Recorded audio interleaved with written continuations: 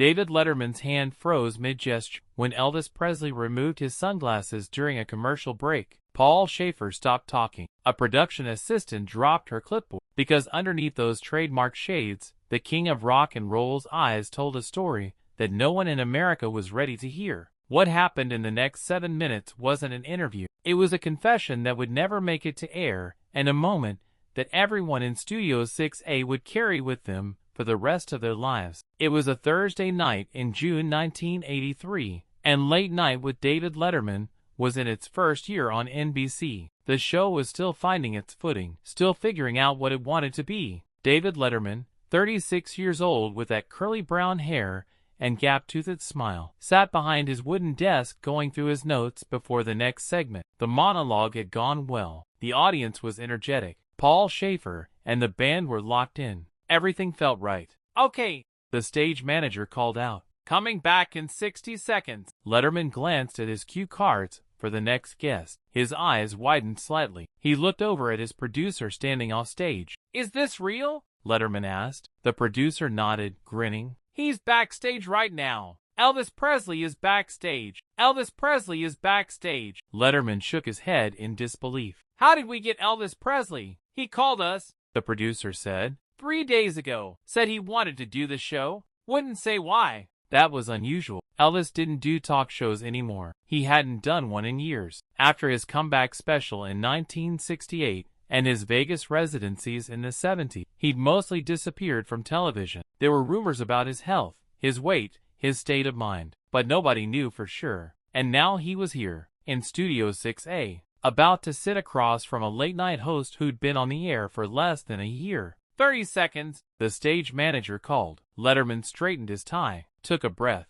The red light on the camera blinked on. "Welcome back," Letterman said, looking into the camera. "Our next guest. I honestly don't know what to say about our next guest. He's the king of rock and roll. He's sold over 1 billion records. He's Elvis Presley. I can't believe I'm saying that. Ladies and gentlemen, Elvis Presley." The audience exploded. Paul Schaefer hit a triumphant chord on the keyboard, and the band launched into a brass-heavy instrumental, Hound Dog. And from backstage, moving slowly, deliberately, Elvis Presley walked out. He was 48 years old, heavier than his young days, but still unmistakably Elvis. He wore a black suit with a high collar, dark sunglasses despite the studio lights, and his signature thick sideburns. His hair was jet black, perfectly styled. He moved with a kind of careful grace, like someone conserving energy. The audience was on its feet, screaming, applauding. Some were crying. Elvis smiled that famous half-smile and waved slowly. He walked to Letterman, who had stood up, looking genuinely starstruck. They shook hands. "Thank you for being here," Letterman said, and his voice had none of its usual ironic distance. "Thank you for having me," Elvis said. His voice was deeper than Letterman expected, slightly hoarse. Elvis sat down in the guest chair. Letterman sat back behind his desk. The audience finally settled. "So," Letterman began, still slightly dazed, "you don't do this very often." "No," Elvis said simply. "Why now?" Elvis was quiet for a moment. Behind the dark sunglasses, it was impossible to read his expression. "Felt like it was time." "Time for what?" "To talk," Elvis said. Letterman nodded slowly. "Okay, about what?" "Everything." The audience laughed nervously, not sure if this was a joke. Letterman smiled. "That's a pretty broad topic. We've got time," Elvis said. "We've got about 8 minutes," Letterman said, gesturing to the clock on the wall. Elvis didn't smile. "That's more time than most people think." Something in his tone made Letterman pause. He glanced at his cue cards, then back at Elvis. "You want to start with your music?" "Sure," Elvis said. "What do you want to know? Do you still love it? Performing, recording, all of it?" Elvis tilted his head slightly. "That's a good question." He was quiet for several seconds. The audience waited. "I used to." "Used to?" "Yeah. When I was young, when it was new, when it felt like I was part of something bigger than myself. Back then, I loved it. Couldn't get enough of it. And now?" Elvis shrugged. "Now it's a job." The audience shifted uncomfortably. This wasn't the Elvis they expected, the charismatic, electrifying performer. This was something else. Letterman leaned forward. That's honest." "You asked," Elvis said. "I did." Letterman looked down at his cards, then decided to go off script. "Can I ask you something personal?" "Go ahead." "Are you happy?" The question hung in the air. Elvis didn't answer right away. He reached up slowly and removed his sunglasses, folded them, set them on the armrest of the chair, and everyone in the studio saw his eyes. They were tired, deeply, profoundly tired, bloodshot, swollen. The eyes of someone who hadn't slept well in a long time. Paul Schaefer, sitting at his keyboard, stopped moving. The audience went completely silent. Letterman stared at Elvis, and something in his expression changed. The host persona dropped away. "No," Elvis said quietly. "I'm not happy." What happened next would change everything. Letterman didn't make a joke, didn't deflect. He just nodded. "Why not?" Elvis looked out at the audience, studied their faces, then back at Letterman. "Because I spent my whole life trying to be Elvis Presley, and I forgot how to be anything else." "What do you mean?" "I mean..." Elvis paused, choosing his words carefully. "When I was a kid in Tupelo, in Memphis, I was just a boy who liked to sing. I'd sing in church, sing on the street corner, sing anywhere people would listen. It made me feel alive, connected to something." He stopped, took a breath. "Then I got famous, and everything changed. Suddenly, I wasn't just a kid who liked to sing. I was Elvis. I was the king. I was this thing that people wanted me to be, and I tried. God, I tried so hard to be that thing, to live up to it, to never disappoint anyone." His voice was getting rougher now. "But you know what happens when you spend 20 years trying to be what everyone else wants? You forget who you were before. You forget what made you happy. You forget how to just be." Letterman's eyes were glistening. "Elvis, I'm not looking for sympathy," Elvis said,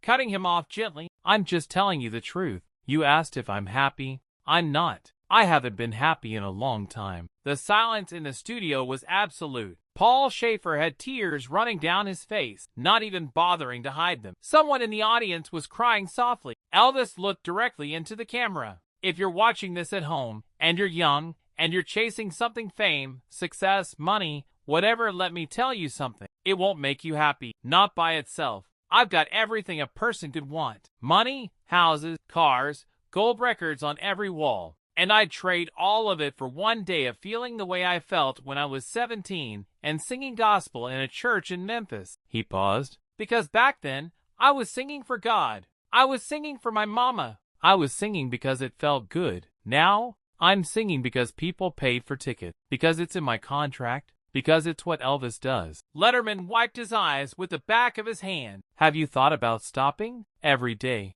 Elvis said. "So why don't you?" "Because I don't know how," Elvis said simply. "This is all I know, all I've been for half my life. If I'm not Elvis, then who am I?" Letterman didn't have an answer. The stage manager was making frantic gestures from the side. They were running long. They needed to go to commercial, but Letterman ignored him. "Do you regret it?" Letterman asked. "The fame, all of it?" Elvis thought about it. "No, I got to see the world. I got to make music. I got to bring joy to people. That matters. But I do regret losing myself in it. I regret not protecting the part of me that just wanted to sing." He put his sunglasses back on, slowly, carefully. "I came on this show tonight because I wanted to say that. I wanted someone to know. Not Elvis the performer, not Elvis the legend, just me, the person under all of it." Letterman nodded, unable to speak. Elvis stood up. Letterman stood too. They shook hands again, and this time Letterman pulled him into a brief hug. Elvis patted him on the back. "Thank you," Elvis said. "No," Letterman said, voice breaking. "Thank you." Elvis walked toward the stage exit. The audience began to applaud, slowly at first, then building into something enormous. Not the screaming, frenzied applause of fans. Something quieter, more reverent, more human. Elvis stopped at the edge of the stage, turned back, looked at Letterman one more time. "Take care of yourself, kid," Elvis said. "Don't lose yourself in this business." And then he was gone. The show went to commercial. Letterman sat back down at his desk, put his head in his hands, and cried. The cameras weren't rolling, but everyone in the studio saw it. Paul Schaefer came over, put a hand on his shoulder. "You okay, Dave?" Letterman looked up. "That was the most honest thing I've ever been part of." "Yeah," Paul said quietly. "It was." When they came back from commercial, Letterman didn't bring out another guest. He sat alone at his desk and said, "That was Elvis Presley. I don't think I need to say anything else. We'll see you tomorrow." The show ended 15 minutes early. The next morning, NBC executives watched the tape. There was a heated meeting. Some wanted to air it. Some wanted to bury it. "It's too depressing," one executive said. "People don't want to see Elvis like that. People need to see Elvis like that." Another countered, "It's real." In the end, they compromised. They aired a heavily edited version, cut most of the emotional content, left in the basic interview some softball questions about his music, his movies, made it look like a standard promotional appearance. The full footage was locked away. Only the people in that studio that night knew what really happened. 3 months later, in September 1983, David Letterman got a phone call at his office. "Mr. Letterman? This is Joe Esposito. I work for Elvis." "Oh," Letterman said, heart suddenly racing. "Is everything okay?" There was a long pause. "Elvis passed away last night. Heart attack. He was at Graceland." Letterman couldn't breathe. I'm so sorry. He asked me to call you," Joe said. "Before he died, he said you'd understand." "Understand what?" "That he was tired, and that it was okay to be tired." Letterman put his head down on his desk after he hung up. He stayed there for 20 minutes. That night's show opened differently. Letterman sat at his desk. No monologue, no band intro, just him and the camera. "Elvis Presley died yesterday," Letterman said. "He was 48 years old, and I'm not going to show you clips of him performing, or talk about his greatest hits, or any of that, because 3 months ago, he sat right there." He pointed to the guest chair, "and he told me the truth about his life. And I think he'd want me to tell you the truth now." He paused. He was tired. He was lonely. He was trapped, and he didn't know how to get out. "And I think a lot of us feel that way. We just don't say it." Letterman's voice cracked. "So if you're feeling that way tonight, you're not alone. Elvis felt it too. The king of rock and roll felt it too. And maybe that's the most human thing any of us can do admit when we're struggling." He looked into the camera. "Rest in peace, Elvis. You did enough."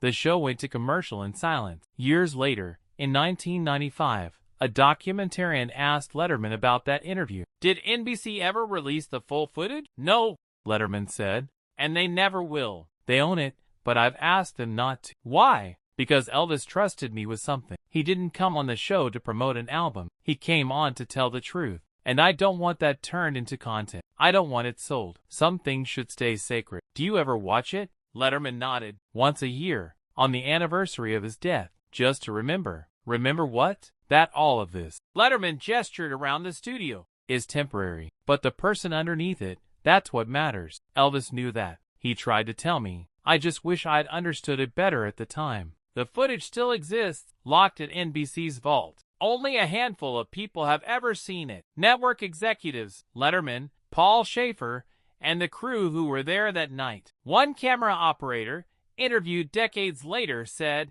"I filmed thousands of hours of television, but that 7 minutes with Elvis, that's the only thing I think about when I think about my career, because it was real. He wasn't performing. He was just present." Paul Shaffer, asked about it in a 2008 interview, said, "Elvis came on that show to say goodbye, not to David, not to the audience, to himself, to the person he used to be, and we got to witness it." At Graceland, in Elvis's bedroom, they found something after he died. A handwritten note on the nightstand. It said, "Thank you for listening, EP." Nobody knew who it was for. But 3 days later, David Letterman received a package in the mail. Inside was a guitar pick. On one side, Elvis's signature. On the other side, a single word, "Remember." Letterman keeps it in his wallet, has carried it every day since 1983. And on nights when the show feels hollow, when the jokes don't land, when the whole thing feels like just going through the motions, he touches the guitar pick, and he remembers the night Elvis Presley sat across from him and said,